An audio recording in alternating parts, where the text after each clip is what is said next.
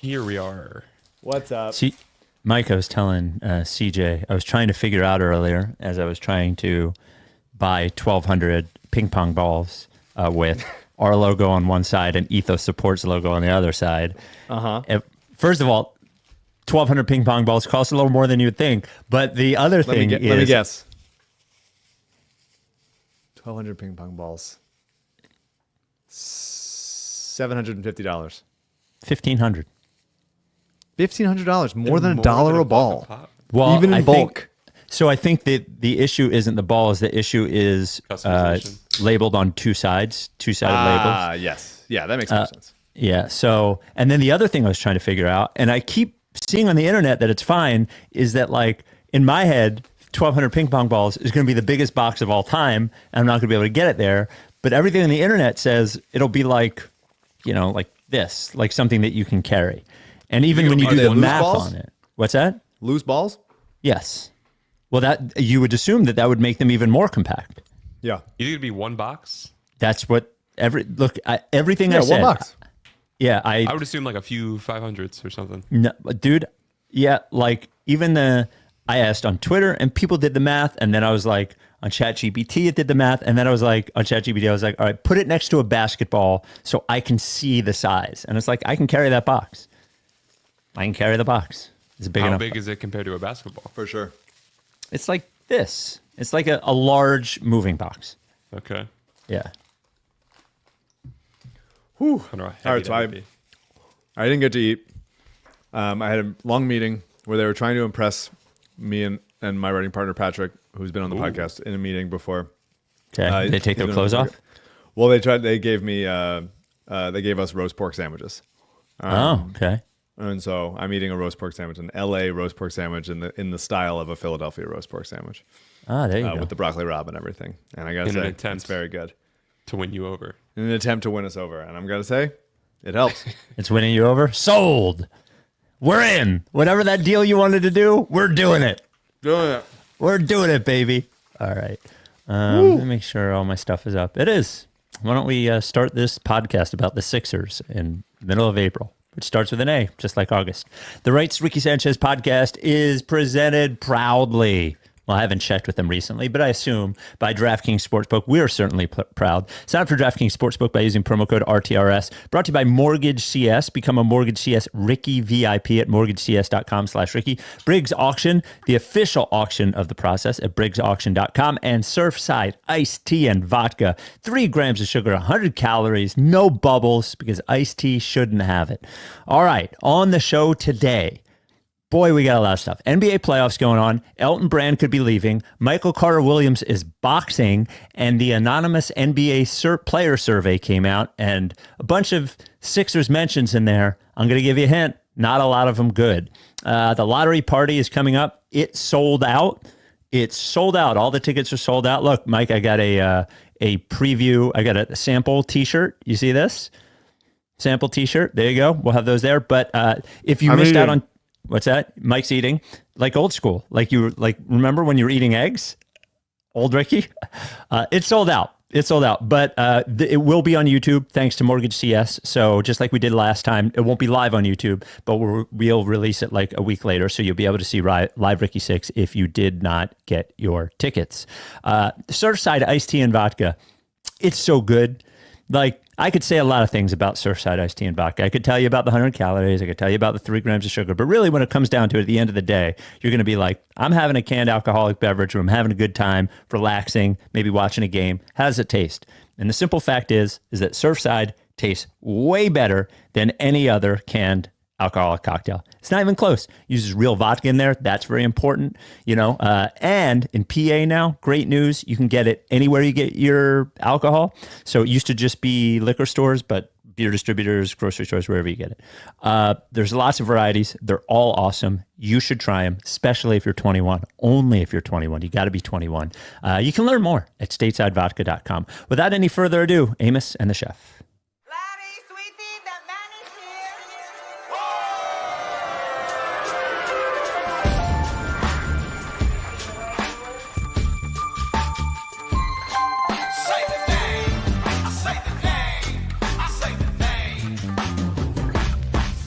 We were right, y'all. We were right. Even when it went wrong, we were right. We was right, y'all. We were right. So say the name. Say the name. We were right, y'all. We were right. Even when it went wrong, we were right. We were right, y'all. We were right. So say the name. Say the name. Say the name.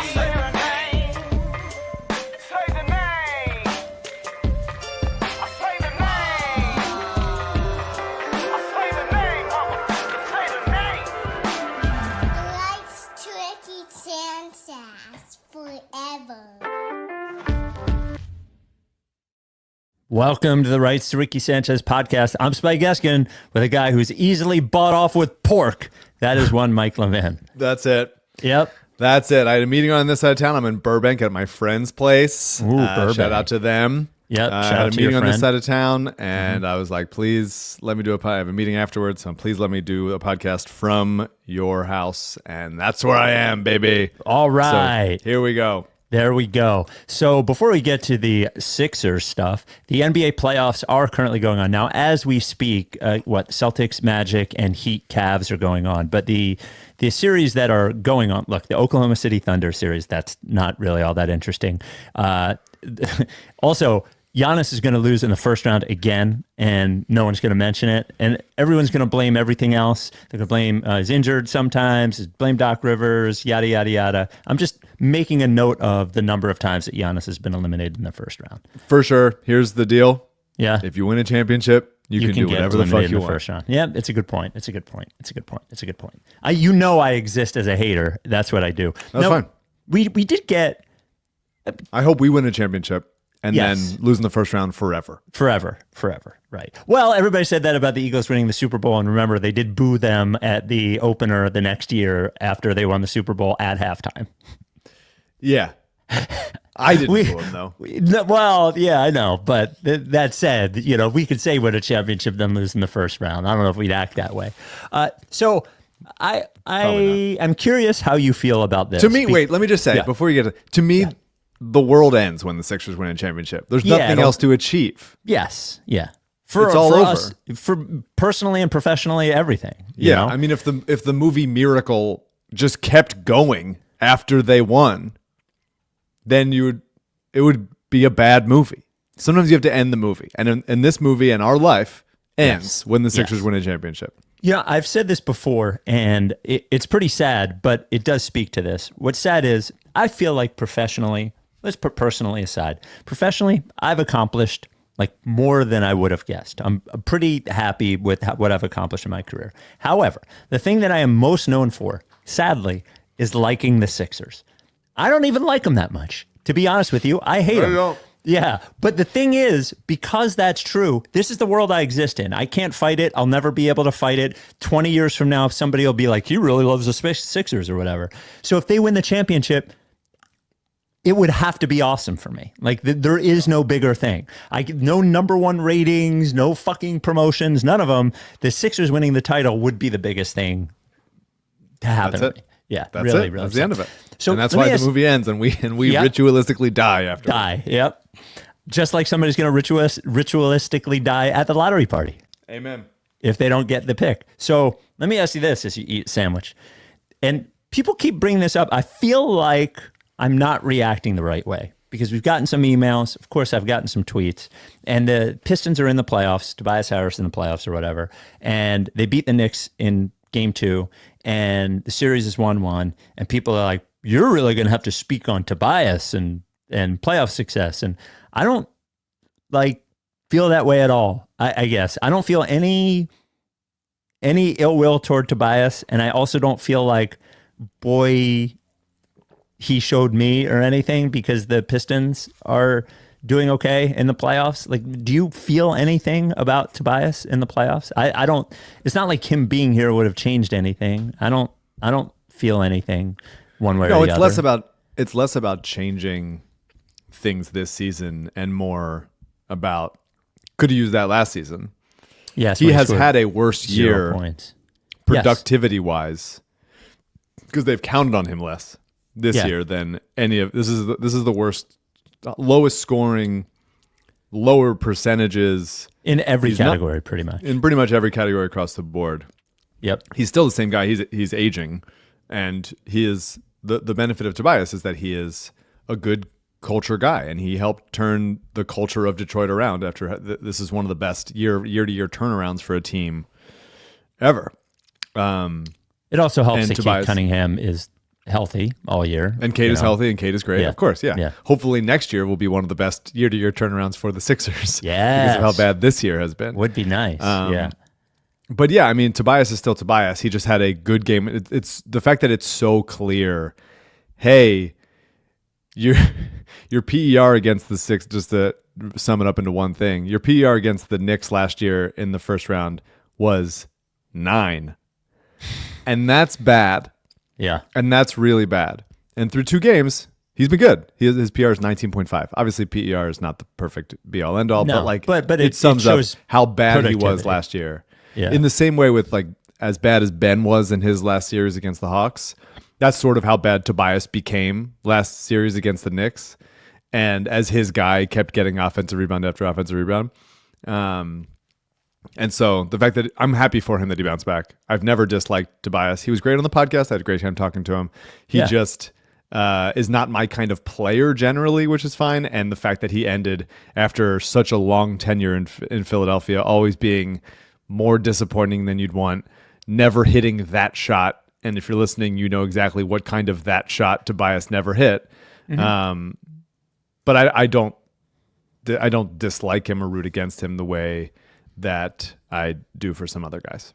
Yes. And I'm happy for him, and I want them to win. I want the Pistons to win. I like the Pistons team. I've always loved Cade, and I like a lot of their players. I love Asar Thompson, Jalen Duren, good guy. Like a lot of good players that I like a lot, and I hope that they do win.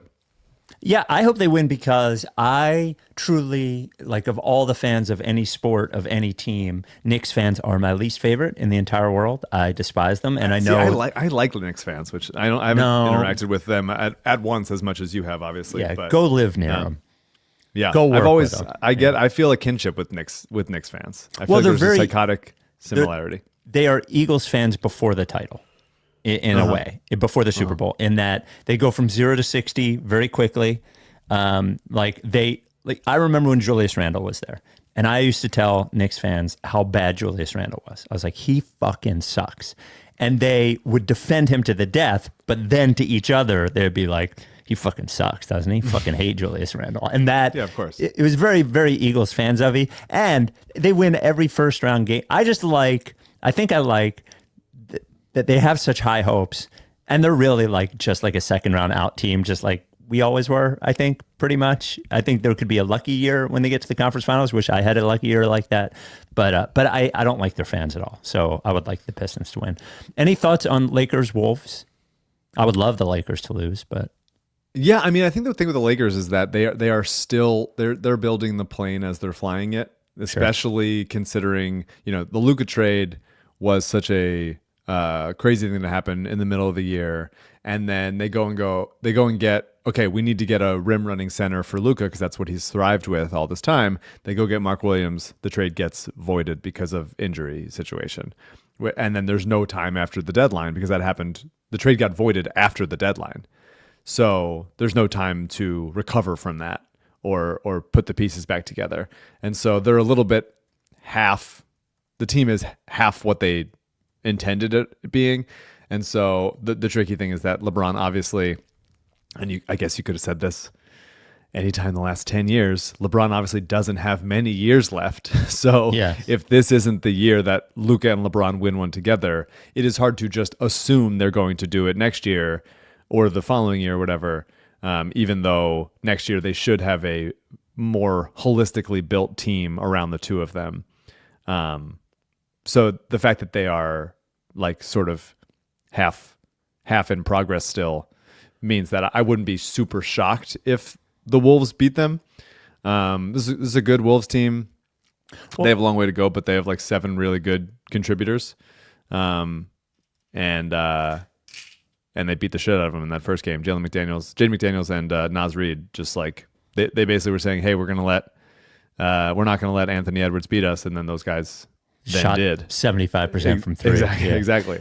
Which is always what you want. That's the team I dream of. Like the team I dream of being is, okay, we're not going to let your best player beat us, and then the team All the I'm other rooting guys for, beat 'em. I guess, would be the Sixers. Would be okay. The best player then goes. I'm not even using words or specifics. I'm not even using nouns really, because I don't even want to talk about them. But it's Nouns? like, that the player players. then. Names. I guess I'm using some nouns. Yeah. That player then goes. Noun. Great. Noun. I'll read the defense and I'll play the game as it comes to me. And all of a sudden that's like 3 after 3 for wide open shooters, and they go in, and then you feel stupid because they keep giving them up. Like, I would love that to be the case in this game. I would love for a Sixer to get doubled to a level that they handle excellent, and then other guys hit shots. Like, I would love that, but not so lucky over here. Yep. And the other thing that's interesting about the Lakers is it is worth noting they do have 2 players who are used to having the entire team revolve around them. Yeah. And Luka played with another, like, Kyrie. Well, they both have with Kyrie.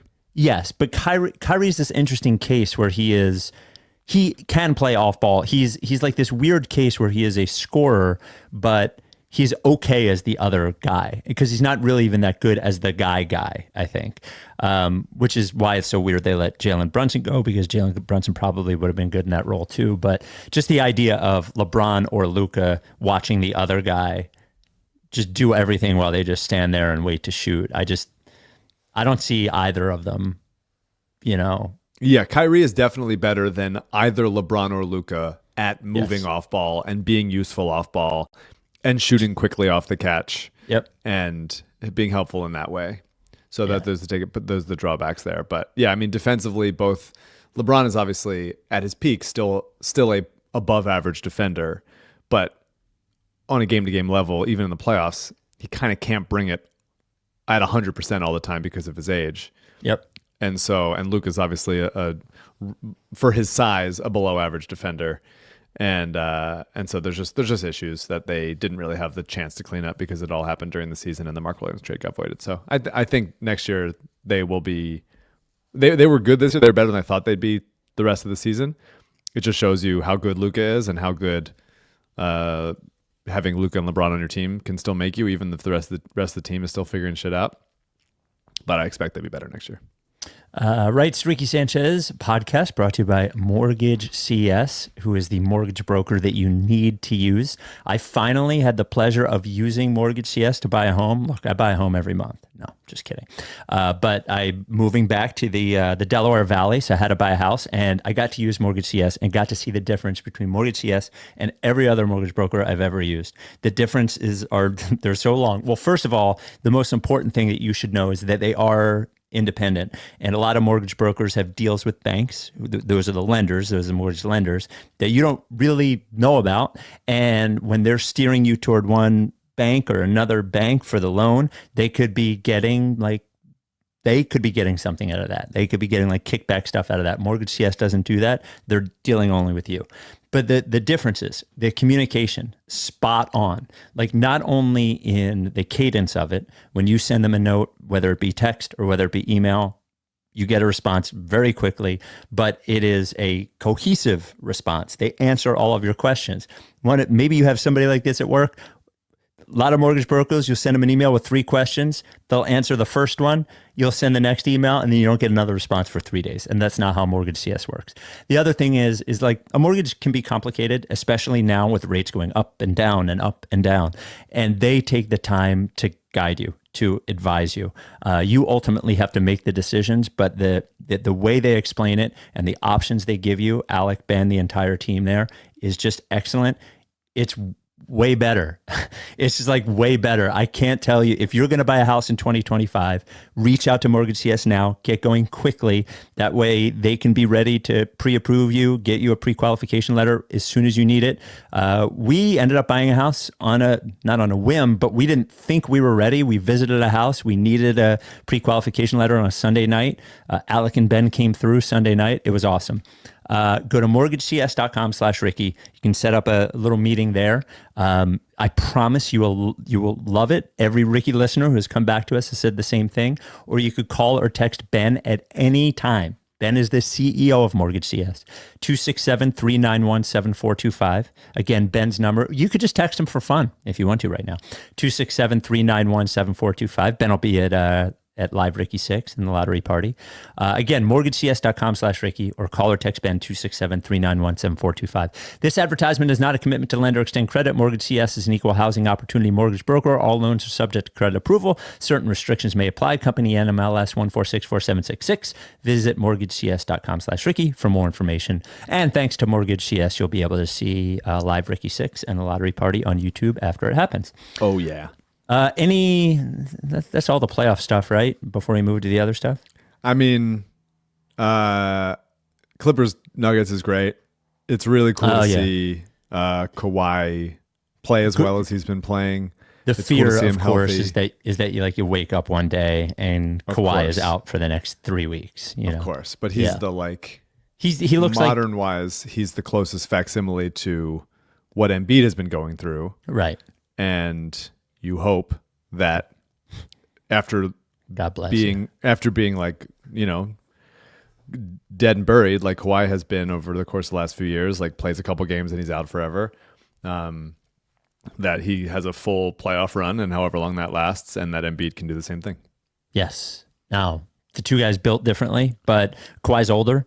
And yeah, Kawhi had years of this going back and forth. It's also... Watching Kawhi now, he's not as spry as he was against the Sixers in 18 or whatever, but the game is the same. It is that sort of like mid-range, like they just like dying a slow death on mid-range jumpers. He is sure. when he is good. We have been robbed a little bit with the Kawhi thing because by the time he got to his prime, post the first Finals MVP, that wasn't even prime Kawhi. Prime Kawhi was sort of like what was against us. It was when the knee issues were there. Yeah. But like, I can only just imagine the reign of terror he would have, that he would have had if he had stayed healthy that entire time. Yeah. I was I feel like on the podcast we talked about, I thought Kawhi was the best player in the league around like 2017. Yes, I actually do remember that. Yeah. And I was just like, there's nothing he can't, on both ends of the floor. He's just like, there's nothing he can't do. And yeah, you can't, when he was at his best, you just couldn't dribble near him. His combination of like length and agility and hand strength and like core strength that you just can't move him. Like guy's unbelievable. And yeah, I don't even remember, he was not even moving that well in the Sixers-Raptors series. And he just kept over and over again getting to his spot, rising up over whoever, feeling like they were a fingertip away from blocking it, and it goes in. And it was just, God, that was brutal. Van Vliet couldn't hit anything that series. Then he has a great rest of his playoffs. He hit 1-3 against the Sixers. 1-3. Well, maybe we died then. We were might talking have about died. like they could die after the Sixers win a championship, but maybe they already did, and it was the alternate timeline where that Kawhi shot doesn't go in. Yep, and we could be dead. We could be dead. Man, what a fucked version of post dead this is. This is hell. Then just keep doing it. Keep like echoing in our brains forever. Yes. Yeah. Our decaying brains. Yeah, seems like an A24 movie or something. Yeah. You die, but you keep having to watch seasons of Sixers basketball with very specific and different reasons why they went wrong. Yep, until they get worse than you could have ever imagined. Yeah. Like in a completely different way. Yeah. Mark Stein and Jake Fisher report that Sixers executive Elton Brand is expected to be among the candidates pursued by Atlanta as the Hawks begin their search for a new lead executive. Now, if you remember when Elton came, Live Ricky 4, when he did his surprise appearance, when he had just been hired, he mentioned that the Hawks tried to hire him then, I guess, as assistant GM. That's true. So they have been, remember, that was exclusive on the Ricky. We've said a bunch of times, I think Elton will eventually get a lead basketball operations, whether it's president or GM, whatever. It's different here. He's GM here, but he's not lead guy. I think he's very well thought of. I think he's good at his job. I think he got the job in Philly too early before he had enough experience, but working with Daryl over the last 5 years, if you can believe it's been that long, has probably been good for him. So I know it sounds crazy and people shit on Elton Brand. I would hate to lose him, but I would feel good for him if he ended up getting the job. Yeah, it's interesting. Elton seems to have, in a way that I don't normally see or wouldn't expect, a strong loyalty to the Sixers and to Philadelphia. Mm-hmm. And I would have guessed that he would have left by now. If not for another open GM job, then for an assistant GM job to a guy who is maybe more in the twilight of his career. Right. And could be groomed as a successor type thing. And that hasn't happened. I do feel like Elton wants to see this thing through here. Now, if the right GM job came along, I think he would probably have to go. Atlanta's an interesting job, but Atlanta might be it. I'm not saying it's not, because they're an interesting team.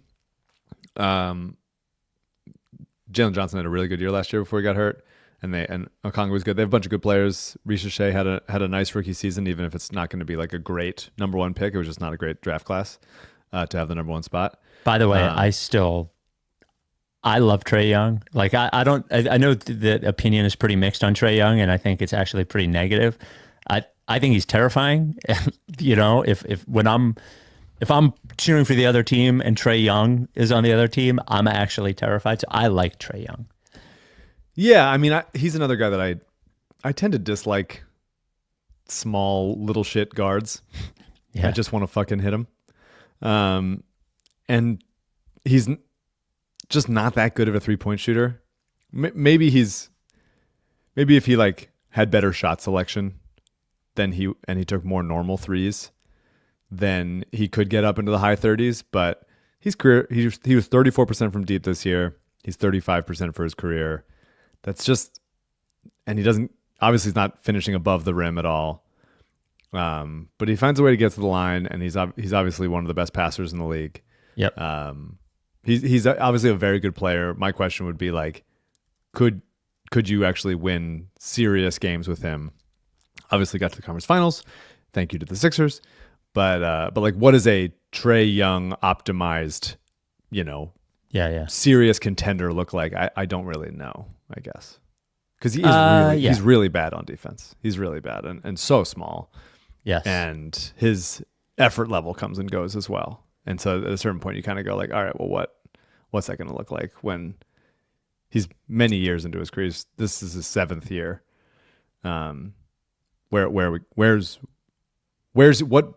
he going to get better? How's he going to get better? How are you going to optimize him as a core player of a championship team? Maybe if you put him with a 3 or a 4 that is one of the 5 best players in the league, then you could do something with it. Like prime Kawhi or something, obviously would be a nice fit. And he could play some more off ball. He'd have to be more willing to go off ball, but they'd also have to get somebody that would he'd respect enough to not always be touching the ball. Mm-hmm. But I don't dislike him as a player, even if I playing against him kind of want to just shove him into a wall. Yeah, I would imagine cheering for him. Sometimes they want to shove him into a wall. Probably, too. Yeah. And also I don't know how much players like playing with him. I've said this before about Harden, is that Harden always did an amazing job, I think, of taking care of players behind the scenes, because it's not always fun to play with Harden, right? It's a lot of standing around and watching Harden. And I thought it was a testament to him from a culture standpoint that players seem to, no one said bad things about playing with Harden. But I think it's difficult to have the offense surround you so much and have other players be into it. And I think Harden did a good job of doing that. I don't know if Trae Young does that, Yeah, I was surprised, jumping ahead a little bit here, but since we're talking about it, league's most overrated player. Yes. According to NBA players, Trae Young came in at 3rd, I would have guessed he would have been top 2. He's The not fact even that that- overrated, by the way. He doesn't even make all-star teams. Well, I wonder if that's why. Like overrated Yeah. is such a weird thing. You're right, It's yeah. a thing where it's like so you're having to agree on where someone is rated, and then Right. think that That's is too high. Right. So maybe to your point, they're like, oh yeah, people just he's not an all-star, and that's fair. The fact that Tyrese Halliburton was pretty much far and away Number 1. number 1 with Gobert and Trae Young, like a couple percentage points behind them. Maybe it's because Tyrese was on the Team USA. Well, he's annoying. I like watching Tyrese so much more than I like watching Trae. Oh, really? Yeah, so much. I think the offense is so much more fun because he doesn't the ball doesn't stop with him nearly as much as it does with Trae Young. Whereas Trae stops. Tyrese is always moving. He's playing like free flowing. He's almost like a way better version of Lonzo, in where you're just like the ball moves. You have an ecosystem of like everybody touches the ball, everybody drives and kicks type of offense with Tyrese. Sure. Even if his shot is ugly, it does go in. Although I guess I haven't been looking at his percentages really, so maybe he was shooting poorly as well this season. But helped me get to a fantasy basketball championship, which is obviously important. He was 39% from 3 this year, and he's 39% from his career. So he's a better shooter than Trae also. Well, he's And not, I think though. I think he is. I think he's a better. You think he's a shooter. better shooter than Trae Young? I think numbers wise, he's been a better shooter than Trae Young every season of his career. I think. Forgetting about numbers. Like, But how do you? Isn't well, that part no, of it? because Trae Young takes way more threes than Tyrese Halliburton does. He takes them from much actually. further away. Halliburton the last 3 years, 7.2, 7.8, 7.7 threes per game. Trae was at least in that ballpark. What was Trae? I bet Trae took 10. Per game, 6.3, 8.7, 8.4. So averages Okay. out to be like Trae's probably a little bit more, but it's not. Okay. It's not much. Well, more. that's fair. I wouldn't have guessed that. I wouldn't Yeah, have guessed no, that's that. fair too. Yeah. But I just like watching him more. I think he's a more like full ecosystem, like balanced player. Whereas Trae, it's like I'm running pick and roll. I'm running it 1,000 times, and you guys are going to stand there while I do it. And Yeah. that's gets a little bit boring. Yeah, for sure. But by the way, I didn't until I had to watch it every game with Harden. I thought people were crazy about saying that Harden was Sharp used to say all the time, Harden's a tough watch, Harden's a tough watch. I was like, you're crazy, he's awesome. And then I had to watch him all the time. I was like, kind of can be a tough watch, you know. Brunson is getting that reputation now. Brunson's the worst. Over the last like couple months, it feels like people have started turning on Brunson and his sort of like throwing his head back when he gets like bumps into anybody and just falling down. I was glad that when Nate Duncan was tweeting about it, and I was like, I'm glad that somebody's finally saying it, because I think Jalen Brunson's awesome, but he has gotten to the foul grifter level of the worst ones where, forgetting about the head going back, the one that I can never stand with Jalen Brunson is when he draws a foul from somebody behind him.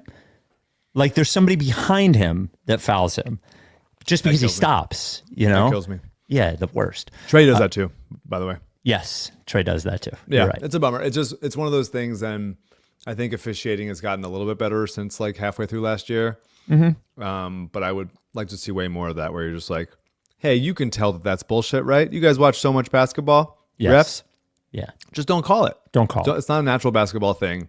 Say like, hey, we're not going to do that anymore. Anytime you like contort your body in a stupid way to draw a foul, we're not going to do it. Including, by the way, I would be totally fine if Embiid rip-throughs like went away. I'd be totally fine with that. Yes. Across the board. Yeah, and like you know every- what? like- He should be able to do it without that. He just does it because it's there and it's easy. Yeah. Do you know what I mean? Like I think all these players, Jalen Brunson could be a great player without that. Trae Young could be a great player without that. You know, it's just that a free throw is easy, and if they can get a free throw, they'd rather take a free throw than a guarded shot. You know? Yeah, just legislate it out. How many sandwiches do you have, bro? This is sandwich? this is the biggest sandwich I ever saw. You've been I'm eating a taking sandwich. breaks so I can talk. You've been eating a sandwich for 35 minutes. I've been You're like taking a- breaks. I'm doing you're it. like a I little don't know if you kid. noticed. I'm doing a podcast. I'm doing great, by the way. yes, Fucking you're doing great. Insight after insight. Yep. Roast pork in my mouth. CJ, should the title of this pod be Mike Eats a Sandwich during this whole pod? Either? Yes, there we go. The Rights to Ricky Sanchez podcast. CJ would tell me if it was being too loud. I've muted it sometimes. No, it's not even about too loud. I've seen the muting. It's not even about too loud. I'm just amazed that you're still eating the sandwich. I still have a quarter of a sandwich left here. I It's just a regular sized roast pork sandwich. is it a foot long? Probably Well, yeah, it probably is, right? about Yeah. 10 inches, probably. Yep. Writes the Ricky Sanchez podcast, presented by DraftKings Sportsbook. So the best thing about the playoffs is that the Sixers aren't in them. So you can just have fun. Yeah. You can, and one of the fun things is, throw $5 here, $10 there. DraftKings Sportsbook. The Rockets are a 4-point favorite tonight over the Warriors. How about that? That was an interesting first game too. Warriors Rockets. And you can bet just by betting the spread. You can bet the money line. You could bet individual players, like how many points is like whatever the fuck gonna score. You could do same game parlays. Just now that the pressure is off the Sixers, put the pressure on with DraftKings Sportsbook. That's what I'm saying. And if you're a first-time customer, what you do is you download the DraftKings Sportsbook app. You bet $5, you get $200 in bonus bets instantly. You just have to use code RTRS. Instantly. You can bet on the championship. I would assume the Thunder are the favorite to win the title. I haven't looked. The Thunder or the Celtics, right? They're so good, dude. They're so fucking good. You know what? It's probably the Celtics. Let me look, because they have an easier, I would assume they have an easier path there, which... Maybe Tatum's wrist. Right. They're still winning by 10, right? Yeah. Tatum will be all right. Did you see that video of Joe Mazzulla yelling at him to get up when he was on the ground? I did. By the way, Joe Mazzulla, I love him. I love Joe Mazzulla. The Thunder are the favorite at plus 155, then the Celtics at plus 185, then the Cavs at plus 600. Anyway, make a playoff run to remember with DraftKings. Certainly with us, there's not going to be a playoff run to remember. Download the DraftKings Sportsbook app now. Use code RTRS. That is code RTRS for new customers. Get $200 in bonus bets when you bet just $5. Only at DraftKings. The crown is yours. Gambling problem? Call 1-800-GAMBLER. Got to be 21. See show notes for details. Mike, this per ESPN. I actually saw it first per Chris Mannix, who's one of the few people that cover boxing and basketball. Michael Carter Williams, the 2014 Rookie of the Year, will make his amateur boxing debut May 29th in New York. Carter Williams, 33, will face 36-year-old Sam Khativ in a 3-round heavyweight bout at the Lehman Ballroom. The event, billed as the Broad Street Brawl, will raise funds for Big Vision Community, a nonprofit organization dedicated to supporting young adults in recovery from substance abuse. Carter Williams came on my radar about 2 months ago, Ronson Frank of Uprising Promotions told ESPN. One of the fighters who initially signed up to fight at the event recommended Carter Williams as somebody who might be interested, and we were connected. He thought the cause was really good, and he wanted to be part of it. Michael Carter Williams fighting Process Sixers. This should be a Process Sixer boxing league. Yes. Or a Process Sixer bracket. He said, I don't play the what if game anymore. I'm at peace with my career. I've had so many accomplishments, and I've lived a life bigger than I could have dreamed. I've met amazing people, and I'm able to give back, which makes me proud. I'm thankful for everything. I don't have no regrets. I really don't. That's great. I think he's a little too tall but it's hard to be tall in boxing because there's a lot of fucking space to get punched, I hope he doesn't get hurt. I have absolutely no insight on boxing. Really? Or sports that I just never paid attention to whenever they came on, like ESPN. Boxing, never. Well, golf, also, never. Tennis, never. I'm with you on golf. And I think also you're a little young for the heyday of boxing. For sure. You miss Tyson and Holyfield and all that kind of stuff, For sure. Mike Tyson, when he was at his best, was something to watch, man. So we spoke to Franklin Music Hall earlier this week, and I believe, Mike, would you call it a soft yes on the stoning? Oh yeah, I think a hard yes. I think seeing their faces when we were going over the list of stuff that we wanted to do, and I was like, so a listener suggested we sacrifice somebody. Don't worry, we're not really going to sacrifice them. So we brought up the ping pong idea, and we do have some applicants. Wanted to throw a few at you. This is from John. Hi, Spike, Mike, and CJ. I'm John. I may just be the little brother you're seeking for the ping pong ball sacrifice if the Sixers fail to get their pick. My 2 older brothers have been listening to the Ricky since the start of the process, and I recently begun listening in the last few years. My 2 older brothers, Josh and Nick, have been to several lottery parties. They also took me to my first Sixers game in 2017, in which my favorite player at the time, Robert Covington, hit 2 3-pointers to win the game in the final 40 seconds against the Blazers. Not only that, but this was the same game that Joel Embiid tore his meniscus and left the game early after coming back after being out for 2 years. He was then later shut down for the rest of the season.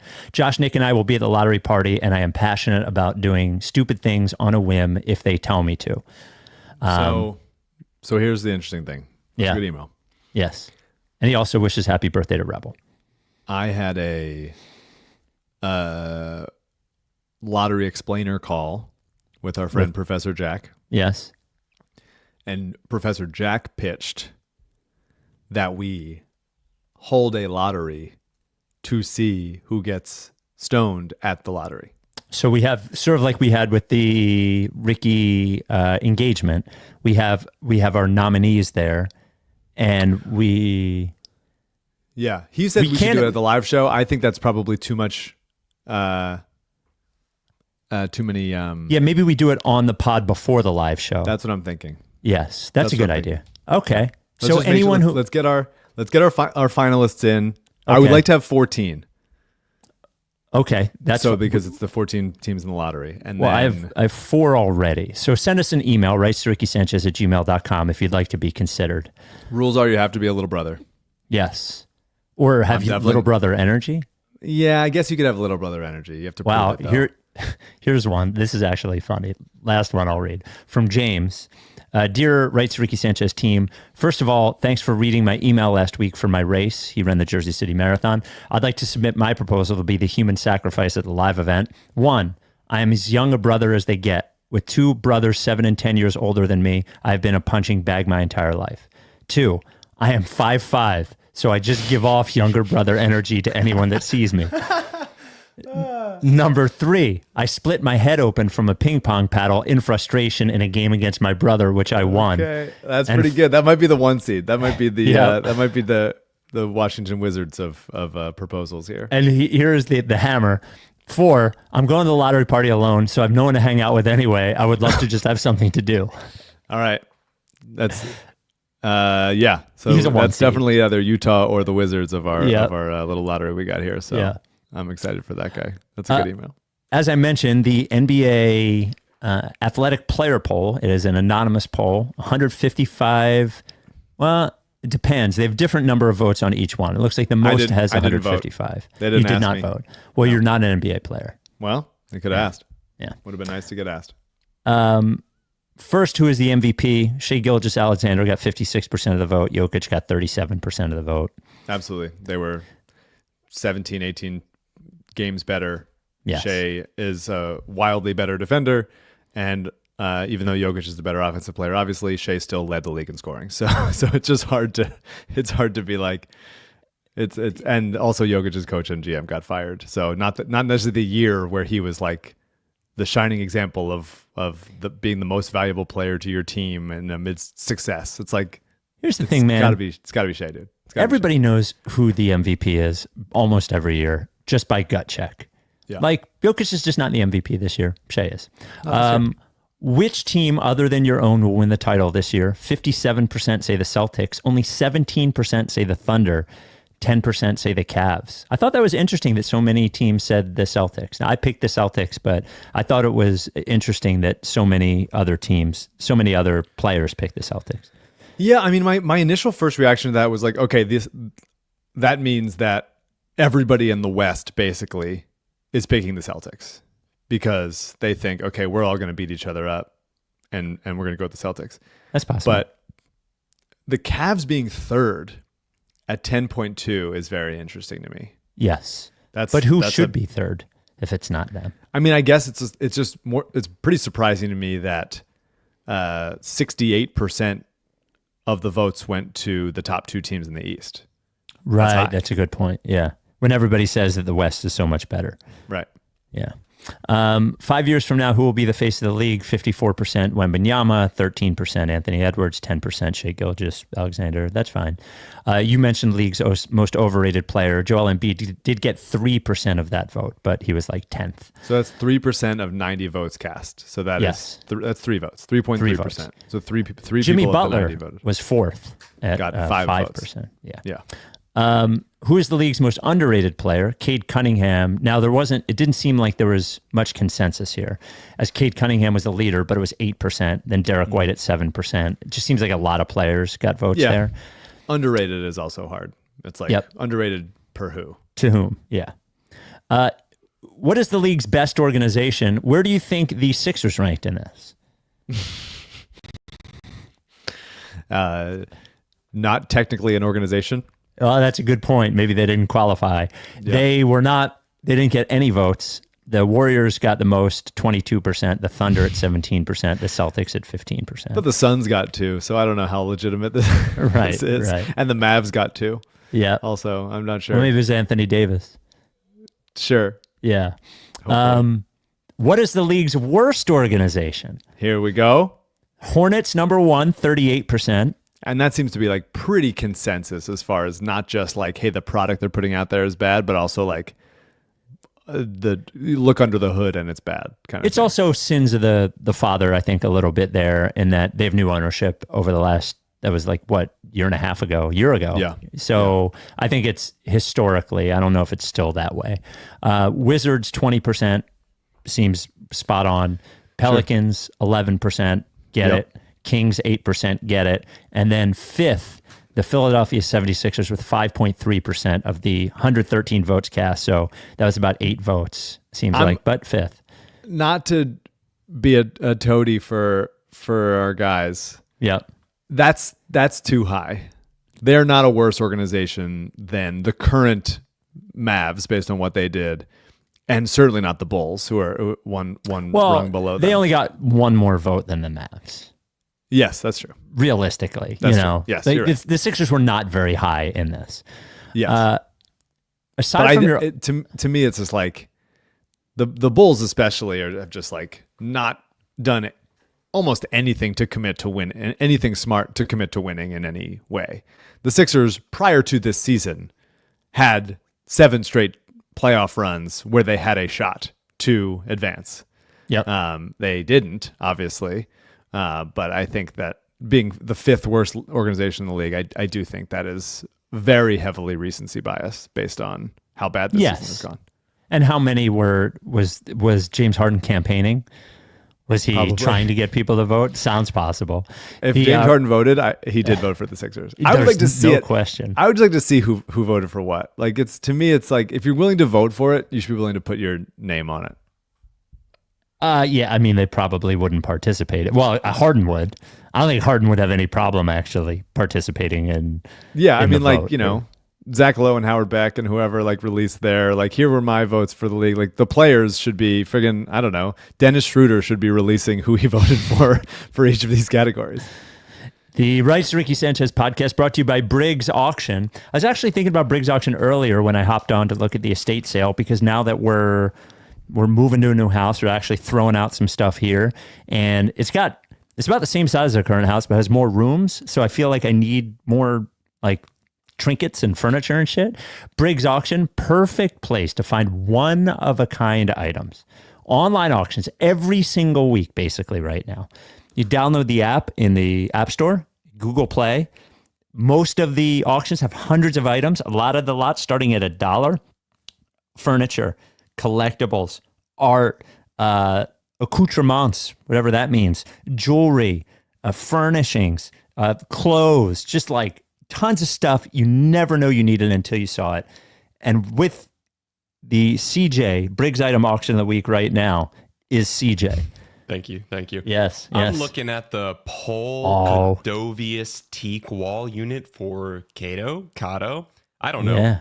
Pole apparently created this style of architecture. He's a Danish architect. See, that would look good in my house. Yeah, imagine all the trinkets that you can put on this thing. Yeah, like this would look so good. Obviously, it needs a little dusting off, but with the right amount of love for it, I think this could look great.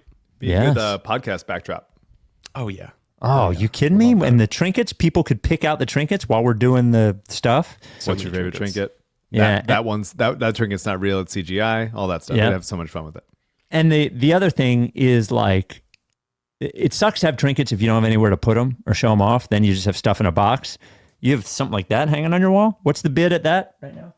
This is at 425, but Yeah. the range is 500 to 700. So Okay. you're still getting a good deal. There you go. Briggs Auction. If you win a lot, which I have, which CJ has, you can do open pickup on Saturdays by appointment during the week, which is actually very easy as well. If you're out of the area, they work with a shipper to get you it. And if you have stuff to auction off, you're like, look at all these valuable trinkets I have. info@briggsauction.com. Send them an email. Briggs Auction, the official auction of the Ricky. Aside from your own current coach, who is the worst coach in the league? Brian Keefe, number 1. Mike Budenholzer, who I've always had a problem with, at number 2. It just seems like a horrible, just seems like fucking annoying to play for. Doc Rivers, number 3. Charles Lee, don't even know who he is, number 4. And Nick Nurse coming in tied at number 5 with Tom Thibodeau. Wow, that's high. Yeah, and it's only 73 votes, so 6.8%, that's what, like 10 votes? Or no, I'm sorry. That's not. That's like 3 votes, 4 votes. 73 votes? Yeah, I think it's 5. Yeah. If math holds. Yeah, right around there. It's actually not a big a deal. Yeah. Not a big deal. These are so few people. 73, Yeah. like 5 guys that didn't like playing for him, probably. But yeah, I mean, you got to love seeing Doc on there. Yes. Well, of course.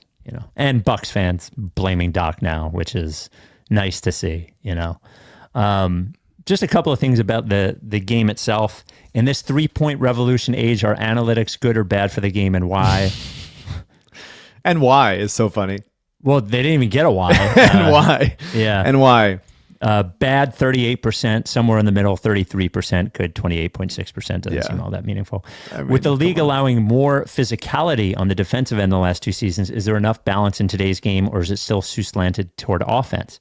55% say it's still too slanted toward offense. 35% say it's better. It is. It's balanced, rather. It is too slanted towards offense. They should call fewer. Yeah, well, players have gotten too good. They're way better at all these things. They've sort of figured it out. That is, to me, the ultimate problem with the analytics thing is they've optimized the game in a way that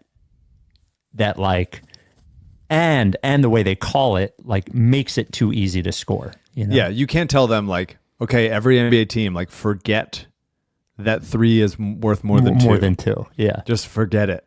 And that's analytics. But refs certainly can call it, less, allowing more physicality, allowing more attempts at the rim, blocking shots at the rim, serious contests and stuff. Fewer flagrant fouls for landing space flagrants, I think, are just not worthwhile. No, I agree with you. Those kinds of things, I think you could just, there's ways to at least make it a little bit harder. I'm having my last bite of the sandwich, by the way, so I just wanted to 54-minute sandwich. And are the NBA's gambling partnerships good or bad for the league, and why? 46% say bad, 34% say good. I do think, I don't have, obviously, being that DraftKings is our presenting sponsor, I don't have a problem with sports gambling being legal. I do think the league being so heavily invested in it is weird.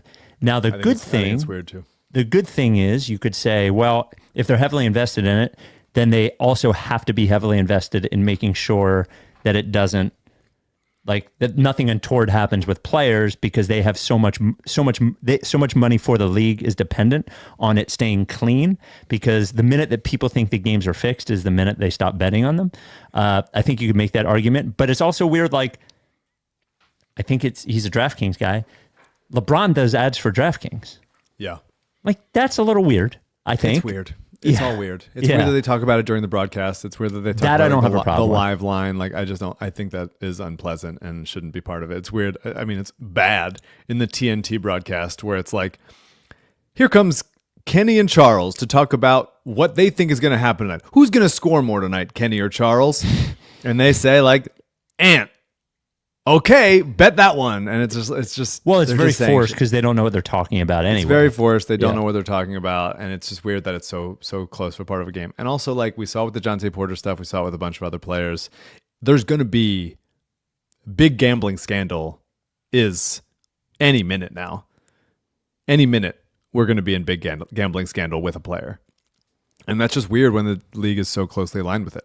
Yes. That being said, I'm glad that people are able to do it. They should be able to.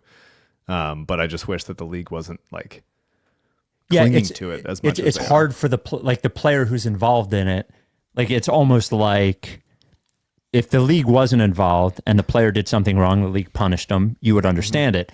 The player is involved, but you see like the league being so actively involved in it, that is the interesting thing. And I think the other thing, actually the reason that so many players have a problem with it is they don't like looking on social media and finding out that somebody's mad at them because their parlay didn't hit they didn't hit a shot. I mean, which I understand, you know. Also, let me just say, you said the second that people find out that the league is rigged, that's when they stop gambling. Yes.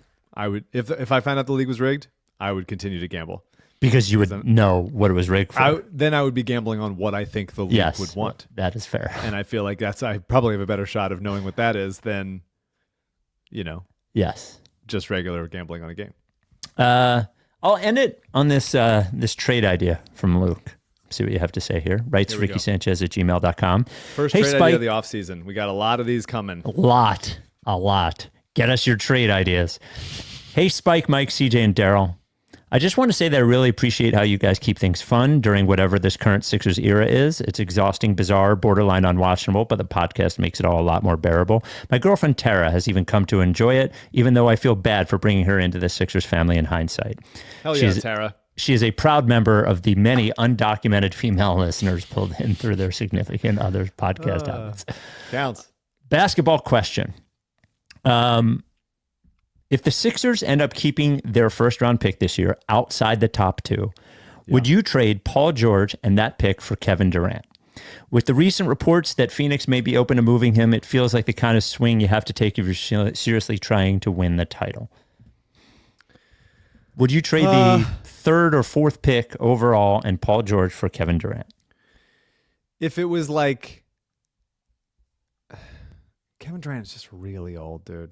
Yes, he's older than Paul George by a couple years. I wouldn't. He's still really good. Yeah, but I wouldn't. Really good. But he's got the wrong energy too. We keep bringing in these guys with the energy. Yeah. No. Paul George is a better defensive player than he is right now, but I think Durant is still the better offensive player by a mile. Good amount. Yeah. Durant shot 43% from deep this year. He shot 57% on twos. Like, he still gets to the line. He can protect the rim as well. He's really still very, very good. And he's still playing crazy minutes. He played 36.5 minutes a game this year on the fucking Suns. And they wanted to trade him. And he still played, and he still played good as hell. No thanks. But I would do it if it was like the Suns don't have this pick, so it wouldn't work out. But I would do it if it was like trade the third pick and Paul George for Kevin Durant and 12. Something like that. I would do. But trading it straight up, Paul George and that pick for Durant, I don't think that's worth doing. No. Oh, by the way, you'll also like this too. This came from Andrew. The subject line was the Mike Donald's All-American team. Okay. As we continue the long August, I'm blissfully consuming the NBA playoffs without needing to care about the outcome. I especially get joy out of seeing Mike's all-time greats like Brooke Lopez do things in their competitive games. As I watch, I'm avoiding social media on commercial breaks and decided to create an entire team of Mike guys.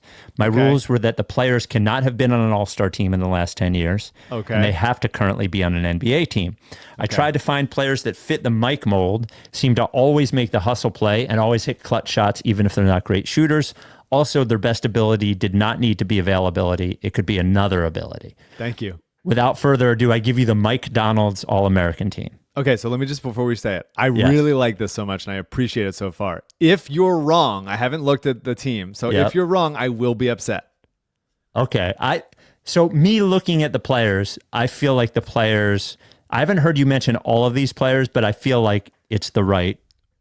Okay. Because I wasn't sure how much it would be like, oh, these are players Mike liked coming out of the draft. Like no. kind of thing. I think these are, okay. Point guard is Derek White. Yes, absolutely. Shooting guard is Josh Hart. Okay. A little light on shooting at the two, but okay. Yeah. Small forward is Lou Dort. Yeah. Let's flip those. Let's Lou Dort is the 2 and Josh Hart. Okay, is the Josh 3. I'm Hart's fine the with 3. that. Okay. Power forward is PJ Washington. Yeah. Also helped me get to the championship game in execs. Thank you, PJ. Center is Brooke Lopez. Yes, I mean best player in basketball history. I think pretty clear. And your second 5, point guard TJ McConnell. All right, I'll give respect to the to our lineage here. Yep. Shooting guard Jalen Suggs. Yes, absolutely. Small forward Dante DiVincenzo. Yeah, I like that. I'm fine with that. I'm good with that. Power forward Naz Reid. Interesting. Okay.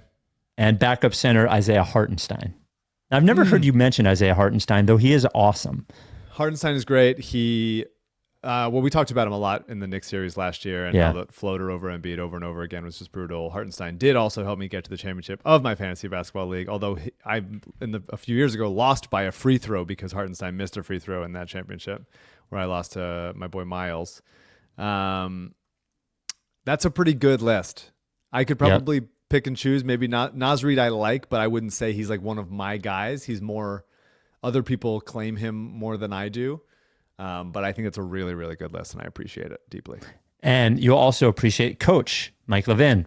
Note, Mike is a player coach for this team. He can fill the 11th roster spot, can have himself ride the pine, choose to start, or send himself down to the G League, whatever he wants. His question is, how many current NBA playoff teams could beat the Mike Donald's All-American team?